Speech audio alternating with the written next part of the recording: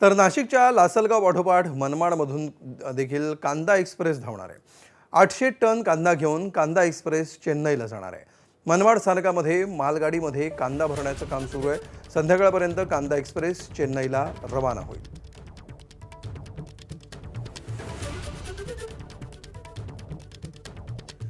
देशभरात कांद्याचे दर वाढल्यानंतर केंद्र सरकारच्या मूल्य स्थिरीकरण योजनेअंतर्गत नाफेड व एनसीसीएफच्या माध्यमातून नाशिक जिल्ह्यात 1,20,000 मेट्रिक टन कांदा खरेदी करण्यात आलेला होता। यापैकी लासलगाव येथून 450 मेट्रिक टन कांदा हा दिल्लीला रवाना केला आणि आज त्यानंतर मनमाड येथील रेल्वे स्थानकातून जो आहे चेन्नईसाठी 840 मेट्रिक टन कांदा हा आज रवाना होत आहे। आपण मनमाड रेल्वे स्टेशनवर आहोत। या ठिकाणी हा जो कांदा आहे हा लोड करण्यात येत आहे। मात्र या कांद्यामध्ये देखील काही उणिवा ज्या आहेत त्या या ठिकाणी आपण बघू शकतो। खरं तर कांदा जो आहे तो 55 mm साईजचा कांदा असावा असं नाफेड एनसीसीएफने सांगितलं होतं।